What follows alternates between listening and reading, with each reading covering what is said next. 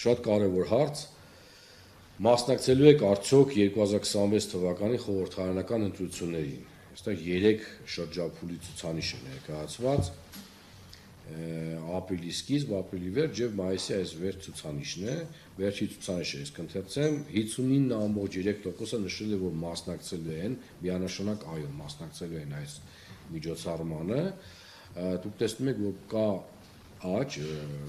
այս վերջի 1.5 ամսվա ընթացքում, եթե ապրիլի սկիզբը միայն 51.9% էին նշել,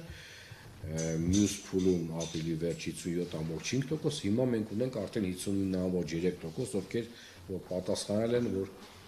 միանշանակ մասնակցելու են ընտրություններին։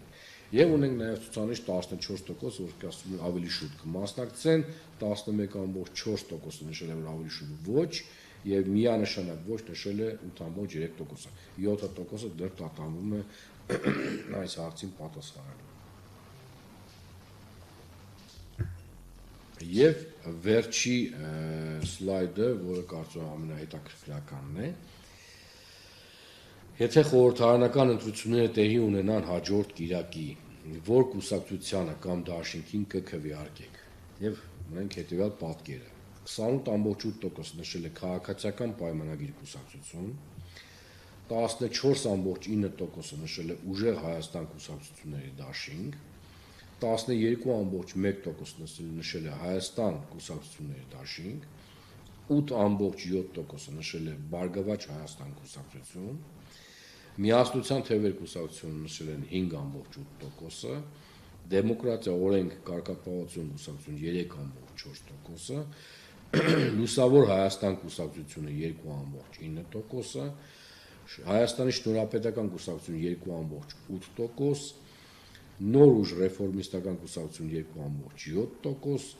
Բոլորին դեմ եմ ժողովրդական կուսակցություն 1.9%, Հանրապետություն կուսակցություն 1.3%, Հանուն Հանրապետության ժողովրդական պաշտպանների դաշինք կուսակցություն 0.5%, Քոչարի ազգային վերածնունդ եւ ազգի զարթոն կուսակցություն 0.4%, Հայ ազգային կոնգրես կուսակցություն 0.3%, Քրիստոնյա ժողովրդական կուսակցություն 0.2%, Ազգային ժողովրդական բևեռ համահայկական կուսակցություն 0.2%, Ժողովրդավարական համախմբում կուսակցություն 0.1%, Ալյանս առաջադիմական ցենտրիստական կուսակցություն 0.1%, Ռեֆորմիստների կուսակցություն 0.1%։ Կփչացնեմ քվեաթերթի կնշել է 0.9%, հրաժարվել է այս հարցին պատասխանել 8.6%-ը եւ դժվարացել է պատասխանել 3.4%-ը։ Ես քանի որ նախընտրական շրջանում բոլոր կուսակցությունների ցուցանիշները կարդացի, անգամ նրանց, ովքեր 0.1% են հավաքել, բայց այստեղ ես վստահ կարող եմ ասել հիմա, որ այն կուսակցությունները, ովքեր որ հավաքել են 1%-ից ցածր ցուցանիշ, նրանք շատ մեծ հավանականությամբ չեն հասնելու այս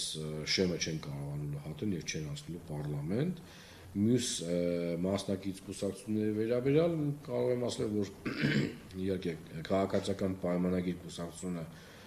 գրանցել է աճ, մոտ 2%, եթե չեմ սխալվում, գրանցել է աճ եւ այժմ ունի 28.8%, ինչպես նշեցի, որոշակի աճ ունեցել է, շատ չնչին աճ ունեցել է ուժեղ Հայաստան կուսակցությունների դաշինքը 14.9% նշել,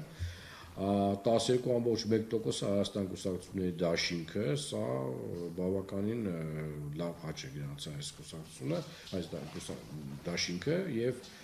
Բարգավաճ Հայաստան կուսակցությունը 8.7% եւս աճ ունեն գրանցած, սա առաջի, այսպես ասած, էշելոնն է, ովքեր որ վստահ այսօրվա մեր ցուցանիշներով անցնելու են պարլամենտ եւ կարծում եմ, որ առաջիկա 2 ամսվա, 2 շաբաթվա զարգացումները գնաց քարոզարշավը կբերի որոշակի փոփոխությունների, մենք դա կարձանագրենք եւ կցուցադրենք հունիսի 5-ի մեր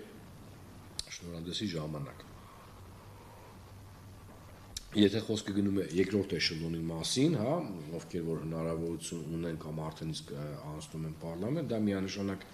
միասնության թվեր կուսակցությունն է 5.8%-ով, եթե չեմ սխալվում, անցած անգամ եւս նրանք այդ անցողիկ շեմը հատել էին։ Շատ մոտիկ է անցողիկ շեմին դեմոկրատիա օրեն կարգապահություն կուսակցությունը, ես կարծում եմ, որ նրանք եւս հատելու են արդեն հիմա կարելի է դա ասել, հատելու են շեմը եւ հայտնվելու են պարլամենտում։ Շատ մոտիկ են նաեւ հուսադող ցուցանիշներին ցույց տալի եւս 3 ուժ, դա Լուսավոր Հայաստան կուսակցությունն է 2.9, գրեթե 3% են գրանցել։ Հայաստանի Շնորհապետական կուսակցությունը 2.8%, եւս շատ մոտ է 3%-ին եւ եւս ես կարծում եմ, որ նրանք կանցնեն պարլամենտ եւ նոր ուժ ռեֆորմիստական կուսակցություն 2.7%։ Ես կարծում եմ, որ նաեւ այս բոլորին դեմ ժողովրդական կուսակցությունը իրենց համար բավական լավ ցուցանիշ է գրանցել 1.9%-ը եւ մենք կարող ենք գնահատել նաեւ իրենց մոտեցումները ամենակրեատիվը, շատ հետաքրքիր